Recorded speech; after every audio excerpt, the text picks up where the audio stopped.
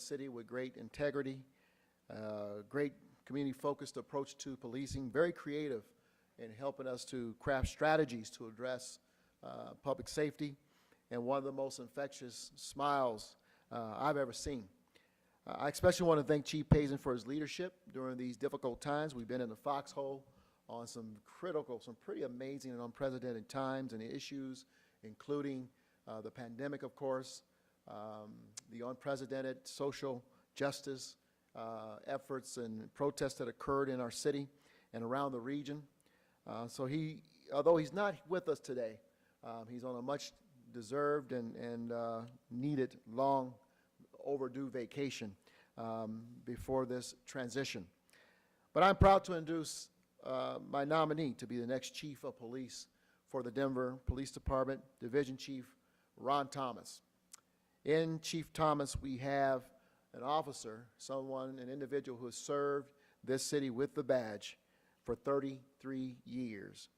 I've known and worked with Chief Thomas when he was on the street, dating back to when I was in my mid to late 20s.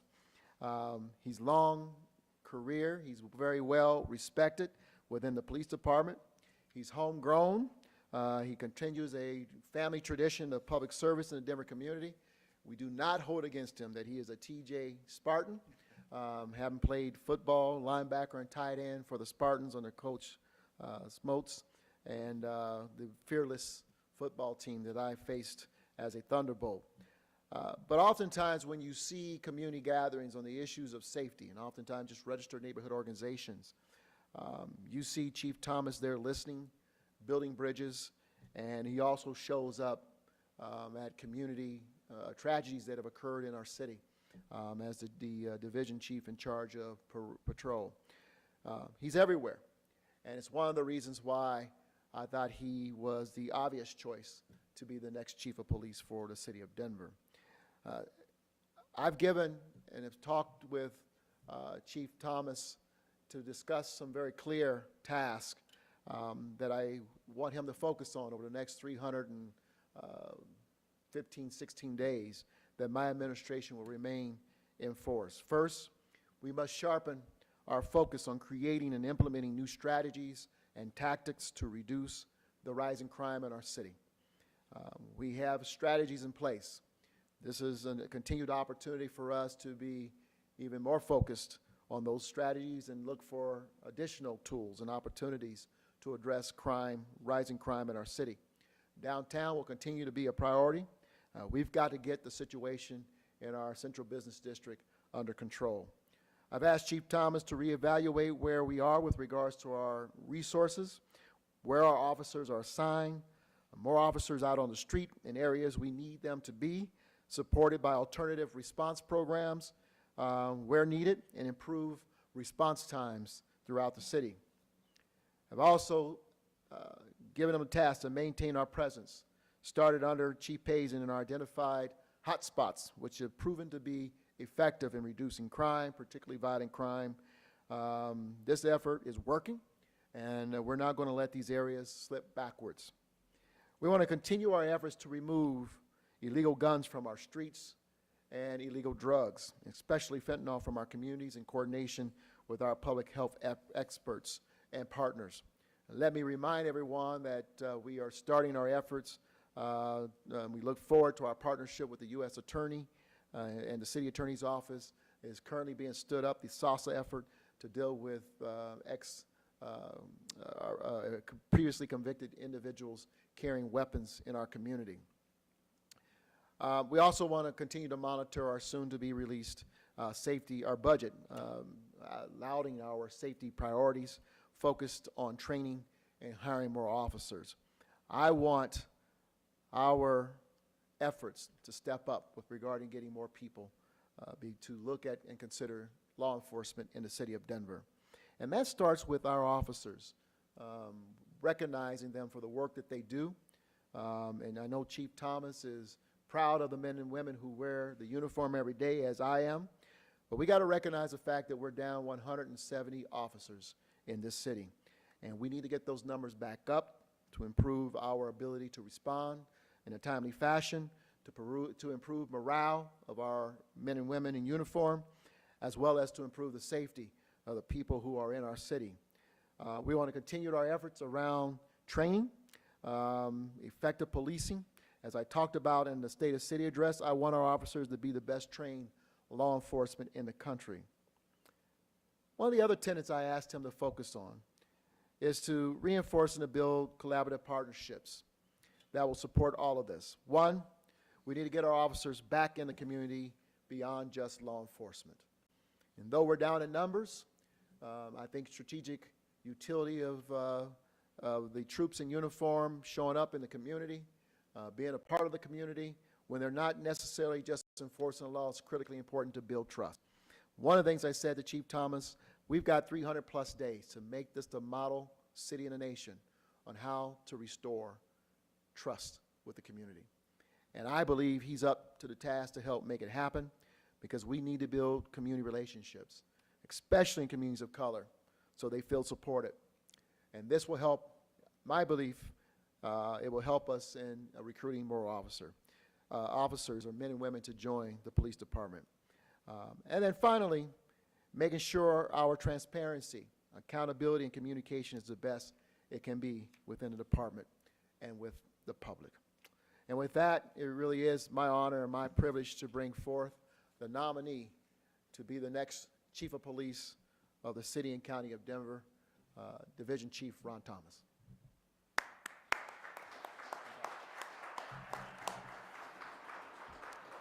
I'm going to have to adjust this a little bit. I think it needs to be a little taller for a TJ grad.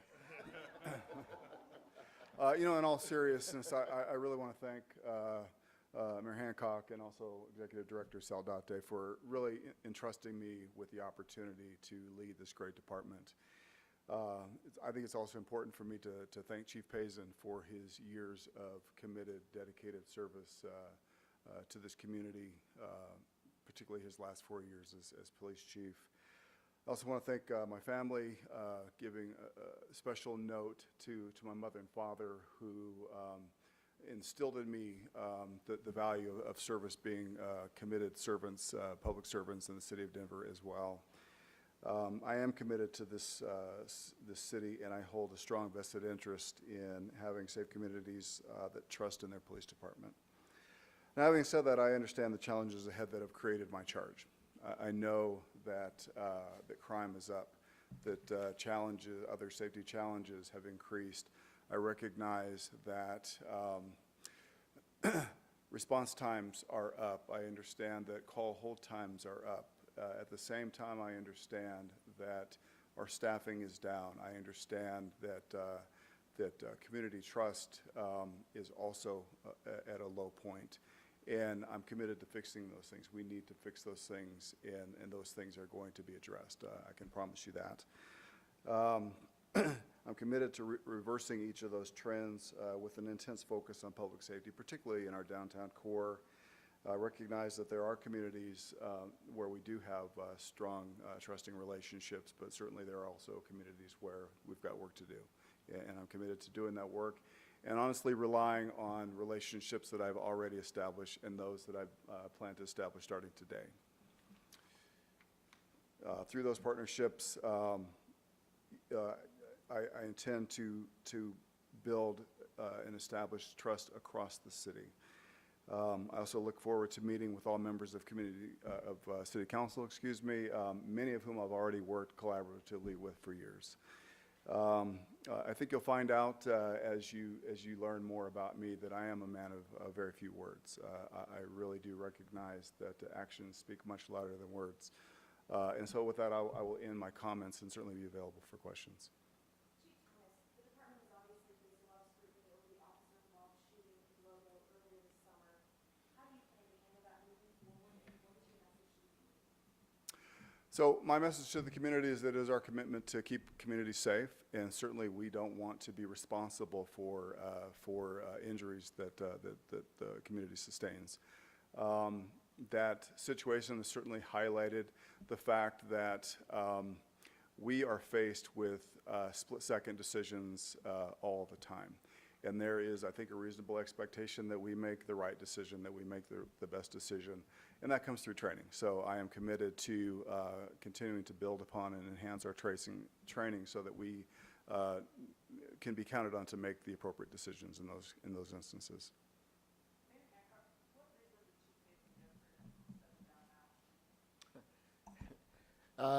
First, it was his decision to retire. I want to be clear with that. Secondly, I think as he looked at the calendar, he recognized that October 15th, he will reach what we know as civil servants as the retirement, combination between retirement and years of service, the rule of 80 for police officers. And with his bank of PTO and vacation, he felt it was the right time to give notice. And so with that respect, I accepted that he will be retiring soon, and we began a plan of transition. No, it was his decision to retire and to use the rule of 80 as the opportunity for him to begin to, this is a very difficult career. 28 years is a long time. And when he looked at the calendar, he made a determination to retire at this time. He was already scheduled to be on vacation today. About 48 hours ago. Yeah.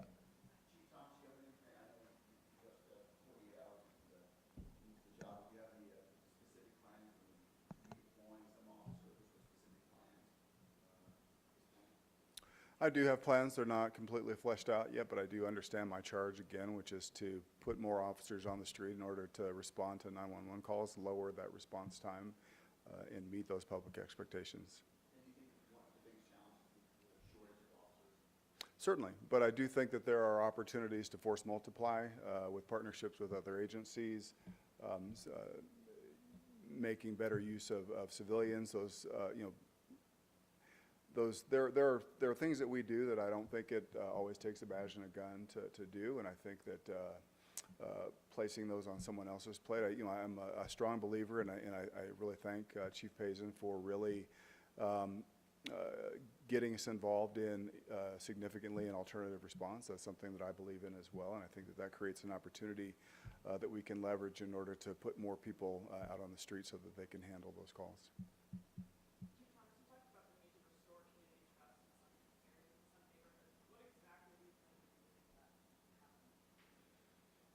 Great question, thank you. So again, I know that there are communities, I've been in this community in my previous role as division chief for a long time, and so I've attended a number of community gatherings and events. I have strong bonds and relationships in the community that I intend to continue to build upon. I know that there are areas of town where we already have very strong relationships, and again, areas of town where we have work to do. And I intend to meet with those communities head on and really identify what their needs are and the things that they would like to see in order for us to build and maintain that trust. I understand that several years ago you worked with a committee that was looking at bias in policing, profiling in policing. But I heard from people who were involved with that committee that they never really saw the outcomes of those findings. It was about 4 or 5 years ago. Can you talk a little bit about what's the status of that work? What came out of that work? So that work did take place, and I was involved in that work, and essentially what that work entailed was creating a process where when officers make contact with individuals, they complete a contact card in essence, so that we can track and identify trends in who gets contacted, why they get contacted, and whether there are any biases that we can deal with. We partnered with a private entity, and actually the data belongs to that private entity. And then that work ended without us being able to do a deep dive into that data and being able to provide public context to that data. But I'm also aware of the fact that there are some laws currently on the books that we are complying with that mandate us to do some of the very same things that we had agreed to do in that bias policing study. Chief Pazin was not shy about voicing his frustration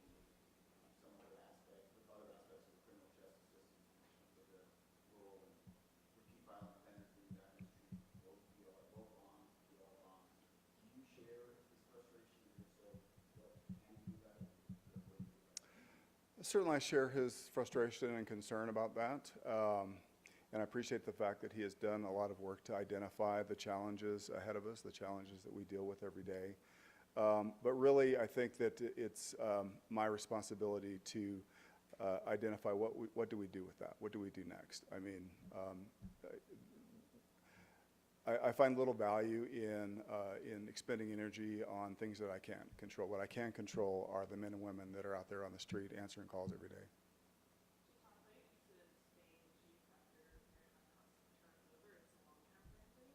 This is, I can't tell you that this is something that I envisioned when I was sitting in the academy 33 years ago, but certainly as my career has evolved, I've certainly wanted to become the chief of police, and I'm honored to have this position, and I plan to continue in this position. Are you hoping that Chief Payson runs for mayor next, or are there plans for that discussed yet? Chief Payson and I are very good friends, and I certainly hope that he is successful at whatever endeavor he engages in.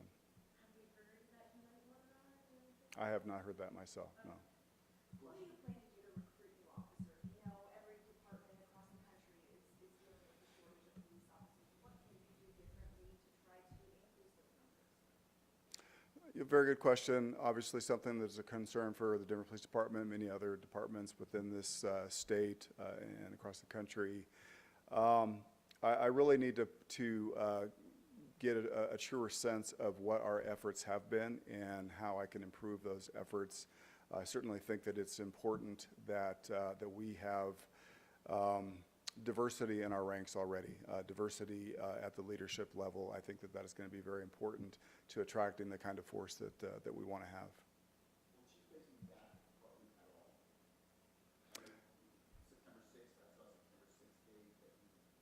So that is the date that I will begin my charge. I've not yet talked to Chief Payson. I certainly do plan to talk to him and congratulate him on his retirement and offer whatever assistance I can in his future endeavors. Can you repeat your question? I'm sorry. It will be I, yes. Yes. That is correct. Mayor Hancock, unrelated note, any comment you want to make about the Texas governor coming out saying he has plans to bus migrants to other sanctuary cities, including Denver? Well, first of all, I think it's one of the most inhumane acts that you could see happening in this country right now. I've been well aware of what Texas and some other states have been doing in terms of busing immigrants. I don't know how more inhumane you can be than what they're doing. And to the mayor of D.C., who is a good friend, Mayor Muriel Bowser, to work to find very compassionate ways in working with the federal government to deal with the folks these human beings who are being brought in on buses without any direction has been nothing but paramount. It hasn't occurred here yet in our city. We'll deal with it when we get there. But at the end of the day, we'll demonstrate humanity and compassion here.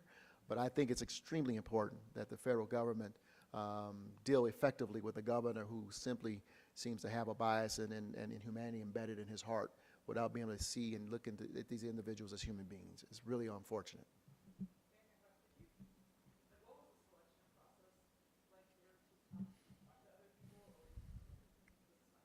Well, let me first introduce to my back behind me. To my right is the Director of Safety, Armando Saldate.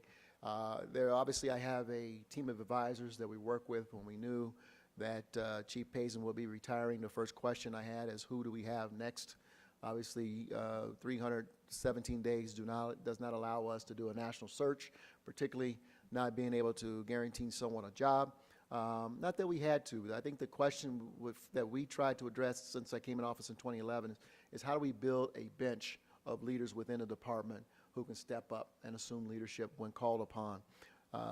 Division Chief Ron Thomas was the first name out of everyone's mouth. I have advisors, informal advisors outside of the city of Denver who I also call and say, who do you think? And when I mentioned Ron Thomas, first of all, I didn't have to mention a name, they mentioned Ron Thomas. And when I asked about Ron Thomas, every one of them had glowing comments about Ron Thomas. And again, I'll remind you that I've known Ron Thomas before I was even in politics.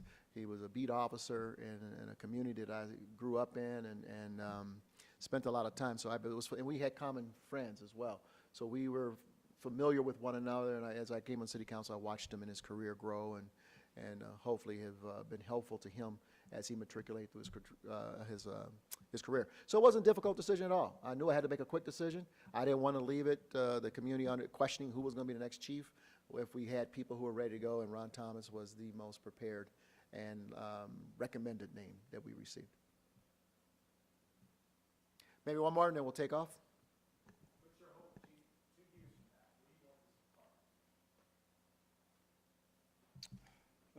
Quite frankly, I want this department to be what the people expect it to be. So, and I believe I can deliver on that. Thank you all.